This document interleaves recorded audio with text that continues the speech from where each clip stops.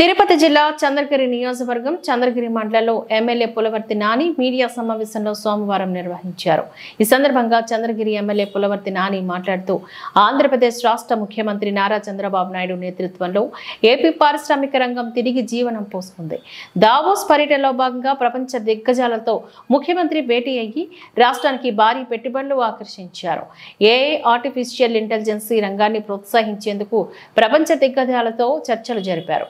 తెలుగువాడి కీర్తిని మరోసారి ప్రపంచానికి ముఖ్యమంత్రి చంద్రబాబు నాయుడు చాటి చెప్పారు। అన్ని రాష్ట్రాల ప్రతినిధులు తమ రాష్ట్రాల అభివృద్ధికి కృషి చేస్తూ ఉండగా చంద్రబాబు మాత్రం దేశం మొత్తానికి న్యాయకత్వాన్ని వహించారు।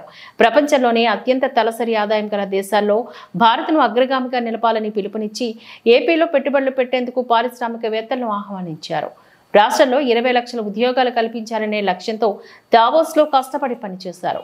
వెళ్లిన ప్రతి చోట చంద్రబాబు మరియు లోకేష్ కు పారిశ్రామికవేత్తలు ఘన స్వాగతం పలికారు। ఏపీలోని అపార వనరులు మౌలిక సదుపాయాల గురించి ముఖ్యమంత్రి చంద్రబాబు మంత్రి లోకేష్ వివరించారు। భేటీ అయిన ప్రతి పారిశ్రామికవేత్త తమ ఎగ్జిక్యూటివ్ మెంబర్లతో చర్చించి ఏపీలో పెట్టుబడులు పెడతామంటూ హామీనిచ్చారు। మైక్రోసాఫ్ట్ అధినేత bill gates, Tata chairman Chandrasekaran వంటి ప్రపంచ దిగ్గజాలు చంద్రబాబు విజన్ను మెచ్చుకున్నారు। ఇప్పటికే రాష్ట్రానికి 5 లక్షల కోట్లకు పైగా పెట్టుబడులతో సుమారు 50 కంపెనీలు రాష్ట్రానికి వచ్చాయి। ఇప్పటికే అనేక కంపెనీలు తమ కార్యకలాపాలు మొదలుపెట్టాయి। యువతకు 40,000 మందికి ఉద్యోగ అవకాశాలు లభించాయి। ఒక్క జూమ్ కాల్తోనే ఆర్సెలాల్ మిట్టల్ అండ్ నిప్సాన్ స్టీల్ కంపెనీతో మాట్లాడి రాష్ట్రానికి 1.46 లక్షల కోట్ల పెట్టుబడులను తీసుకువచ్చారు। యావరేజ్గా అంటే తంబలపల్లి 14 ఉమ్మడి చిత్తూరు జిల్లాలో 14 నియోజకవర్గాలు తిరగడం జరిగింది। 14 నియోజకవర్గాలకి యావరేజ్గా ఎత్తుకుంటే 20 కిలోమీటర్కి ఒక కేసు లాగా పెట్టడం జరిగింది। యువగలంలో సంబంధించిన కార్యకర్తలందరి పైన నారా లోకేష్ బాబు గారు పైన కూడా సుమారు జిల్లా దాటేలోపు 3 కేసులు ఇవ్వడం జరిగింది। 3 కేసులో నేను, అమర్నాథ్ రెడ్డి గారు కానీ ముఖ్యమైన నాయకులందరూ కూడా ఉన్నాం।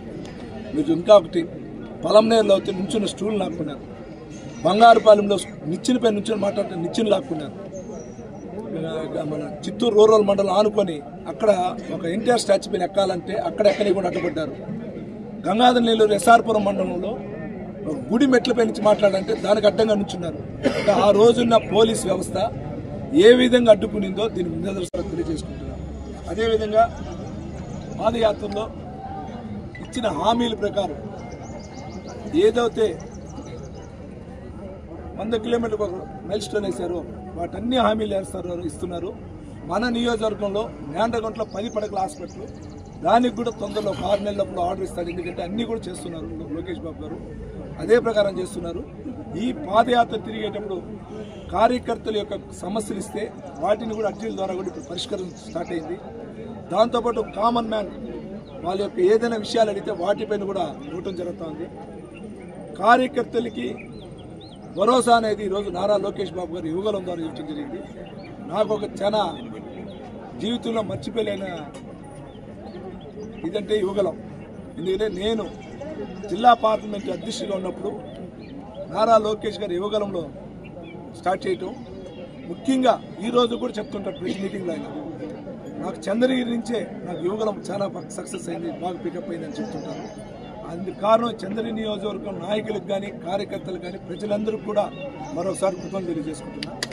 మీకు ఎప్పుడు కానీ నారా లోకేష్ గారు ఏ విధంగా మాకు కార్యకర్తలను ఆదుకోమని సలహా ఇస్తున్నాడో, ఆజ్ఞలు ఇస్తున్నాడో, అదే ఆజ్ఞ ప్రకారం తెలుగుదేశం పార్టీ కుటుంబ సభ్యులు అదేవిధంగా చంద్రగిరి ప్రజల యొక్క భద్రత నా బాధ్యత అనే నినాదంతో ఉన్న అదే భద్రత బాధ్యతతో ముందుకెళ్తానని తెలియజేసుకుంటూ, ఎక్కడైనా చిన్న తెలియని తప్పు నా వల్ల జరిగి ఉంటే కూడా మీడియా ద్వారా అందరినీ కూడా క్షమించాలని కోరుకుంటున్నా।